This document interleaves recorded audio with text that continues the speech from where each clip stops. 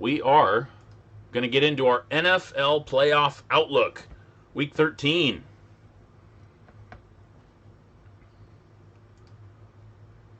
Hope you guys are ready for this.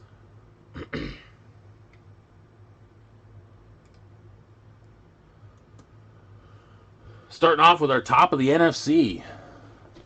Starting off with the New Orleans Saints, 10-2, NFC South. They are locked in for the playoffs already. They've already clinched their playoff spot for this year, so expect to see them, no doubt. Green Bay Packers coming in currently ranked number 2, 9-3, currently holding the lead in the NFC North. Looks like they're probably going to walk away with that. Sitting at number 3, tied at 8-4, but holding the lead in the NFC West is the Los Angeles Rams. And then the NFC East coming in on the ranked number 4 with the New York Giants tied with Washington at 5-7, but New York currently holding the tiebreaker. Sitting at number 5, the first wild card spot, the Seahawks at 8-4. Again, like I said, tied with the Rams, NFC West sitting at number 2. Seahawks and Rams do have a head-to-head coming up yet this season too, so that will show a lot as to what's going to happen. Tampa Bay, the number 2 in the NFC South, sitting at 7-5, and rounding out the current top of the playoffs for the wild card, Minnesota Vikings at 6-6, also sitting at number 2 in the NFC North. In the hunt for the NFC, now these are just the top of the in the hunts. The Arizona Cardinals sitting at 6-6. They're number 3 in the NFC West. They are on the outside of the wild card due to the tiebreaker in favor of Minnesota currently. Remaining on the schedule, the Giants, the Eagles, the 49ers, and the Rams. So you could see Arizona sneak into the playoffs, because I do see 3 winnable games at least right there. Now, the Giants are on a winning tear, so they could end up being the upset spoiler for a lot of teams this year.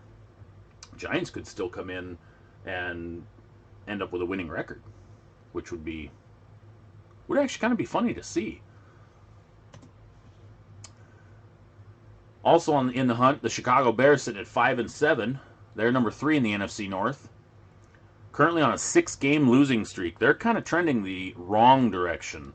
Their remaining schedule, not exactly favorable. Houston, Minnesota, Jacksonville, and Green Bay, all offenses that can put points on the board. And with the defensive struggles Chicago's had the last couple weeks, this could end up not boding well for them. Houston looked good against a good Colts defense yesterday. Minnesota's proven they can score points. Jacksonville, their run game is very good.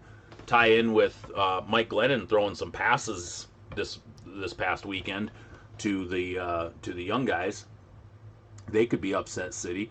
And then finishing off with Green Bay. Now Green Bay, they could get a win over Green Bay if Green Bay is locked into the playoffs and can't get any better seeding. Could end up being a win that gets them in, but I highly doubt it. Sitting at 5-7. The Detroit Lions also at 5-7, tied, and currently number 4 in the NFC North. 1 game out of the wild card, plus they lose the tiebreaker to Minnesota, so they have some work to do definitely, especially with the remaining schedule being Green Bay, Tennessee, Tampa Bay, and Minnesota. They have one of the toughest schedules remaining in the NFL. 3 teams above 500, and then a 6-6 Minnesota Vikings team that's also fighting for a wild card spot. Rounding out the top of the hunt in the NFC is the Washington football team, also at 5-7. Now, you have a team at 5-7 that not only is looking at a potential wild card spot, but they're looking at a potential division champion spot. They are number 2 in the NFC East and tied with the Giants.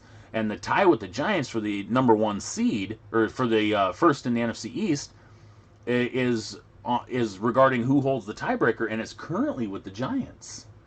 The remaining schedule, the 49ers, the Seahawks, Carolina, and Philly, and all it takes is the Giants to lose 1 game and Washington to win, and Washington's sitting at number 1. Now, if they finish tied again, Giants hold the tiebreaker because the Giants actually swept Washington. But the Giants have Washington has a rather favorable schedule. Seahawks are the only team with a winning record that they play. Could end up seeing Washington sneaking into the playoffs and being the upset. That'll be a fun one to watch. I'm looking forward to seeing what Washington, especially after getting a good look at their defense yesterday, I'm looking forward to see them be a spoiler this playoff time. Jumping over to the AFC. Currently sitting at number one still, even with the loss yesterday, the Pittsburgh Steelers. And the reason why, if you guys haven't read the rankings yet, Pittsburgh is sitting at 11-1 and still above Kansas City because Kansas City's loss was to the Raiders. So it was a divisional and conference loss, whereas the Steelers lost non-conference. So the Steelers are still sitting at number one. Kansas City, number two, they clinched a playoff spot even though they have identical records. And the reason for that is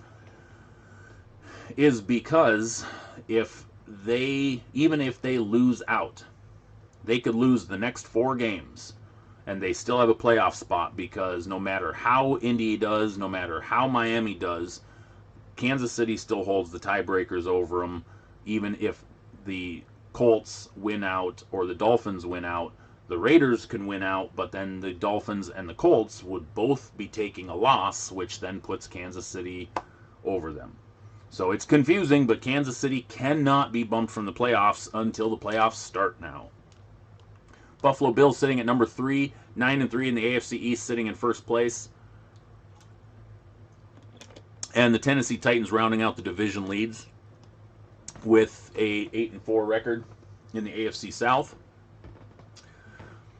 Starting off with your wild cards, the Browns hold the number 1 wild card spot.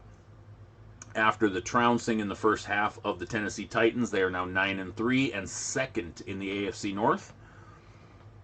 Miami Dolphins jumped to 8-4 after the win over the Bengals, number 2 in the AFC East.